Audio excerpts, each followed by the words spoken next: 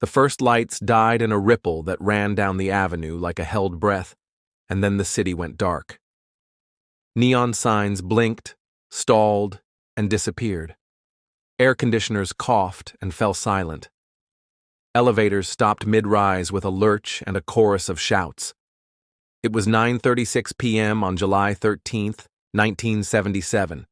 Outside, the heat clung to the streets like a wet blanket, the kind that turns tempers brittle. The Son of Sam headlines had made everyone jumpy. New York was broke, tired, and on edge. Now the power was gone. Up the Hudson, a thunderstorm clawed across Westchester County. Lightning hammered high-voltage lines feeding Con Edison's grid. A 345 kilovolt line tripped and did not return. Then another fell out. Operators tried to reroute power, but protective relays and a cascade of automatic shutdowns peeled generation off the system faster than they could react. Demand stayed high, millions still running fans and window units, and supply slid toward zero. A last surge through what remained forced the final lines to trip, and the city fell into a hard, unnatural night. At first, there was quiet. People opened windows and leaned out, calling down to the street. Drivers coasted to the curb and killed headlights that no longer mattered. On the bridges, red taillights froze like beads on a wire. Some blocks lit candles and pulled chairs to stoops, trading jokes with strangers and waiting for the hum to return. Others felt something uglier gather in the dark. Inside subway tunnels, trains shuddered to a stop. Motormen chalked OK on doors and walked the tracks, guiding passengers along ballast and third rails gone dead, flashlights bobbing against concrete. In hospitals, emergency generators staggered to life while nurses bagged patients by hand and surgeons finished under battery lamps. Fire alarms chirped without meaning. Pay phones swallowed dimes and stayed stupid. The city fell back on muscle memory and improvisation. The first break-ins started small. A pried gate, a shoe store window punched with a trash can lid. Patrol cars were already tied up at intersections where traffic lights had gone blind.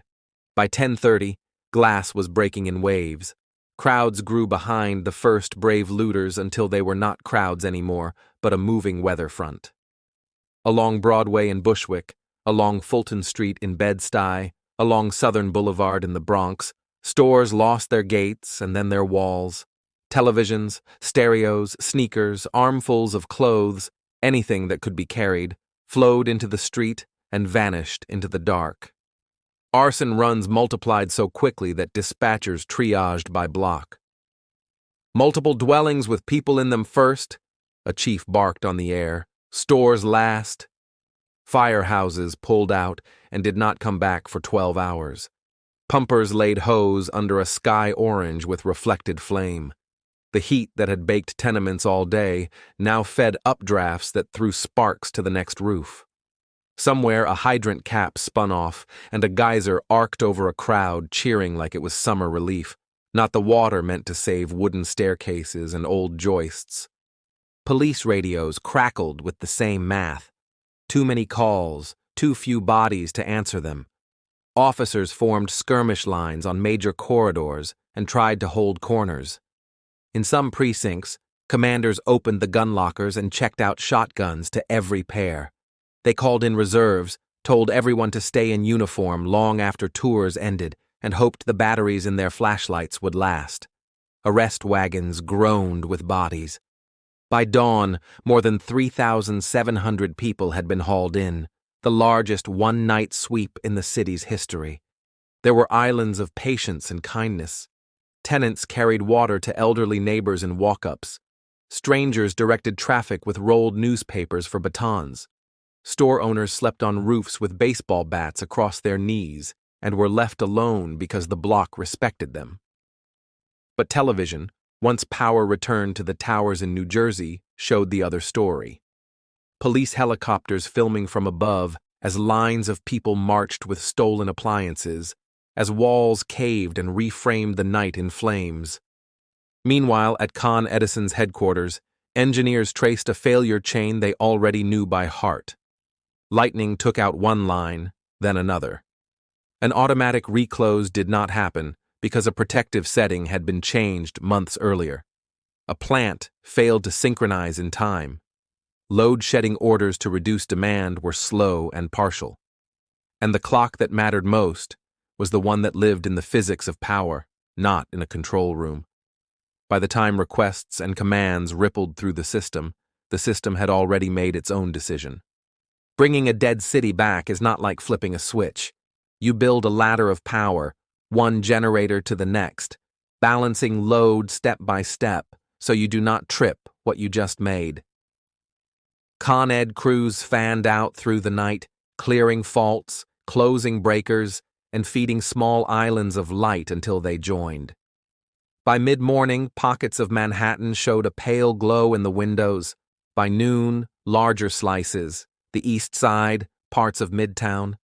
Borough by borough, the tide came in. 25 hours after the first blackout, the last neighborhoods lit up and the hum returned. Afterward came the accounting. Damages ran into the hundreds of millions. Insurance adjusters walked soot-streaked sidewalks and wrote estimates on clipboards, while owners stood beside ruined shelves. Arson investigators probed charred row houses and searched for the first match. City Hall held hearings that sounded like confessions crossed with indictments. Con Edison executives apologized and then defended themselves.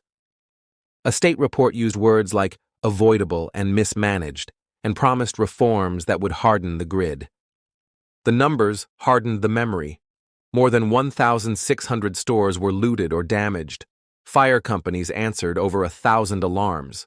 The arrests, thousands in a single night, filled holding cells wall to wall. But what stuck with people was not the report language. It was the way the city had sounded. There was the quiet on stoops, the songs on fire escapes, the low talk of neighbors realizing they did not know each other's names even after years in the same hallway. And there was the high shatter of glass, the drum of feet, the roar that rises when 1,000 people decide at once that the rules have broken before they have. Bushwick did not recover quickly. Blocks that burned would sit hollow for years, gaps like missing teeth down whole avenues. The Bronx stacked its losses onto a pile that already felt endless.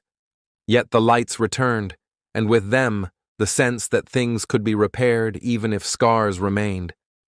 The blackout became a story New York told about itself, a cautionary tale about infrastructure and a parable about pressure. You can keep a great machine running with patched budgets and tired crews for only so long before a storm tests every shortcut at once. On the anniversary, the weather finally broke and the heat lifted, but the city remembered. People kept flashlights near the door and a transistor radio in a drawer. Con Edison changed relay settings, practiced drills, and promised that the next storm would meet a different system. Some promises held.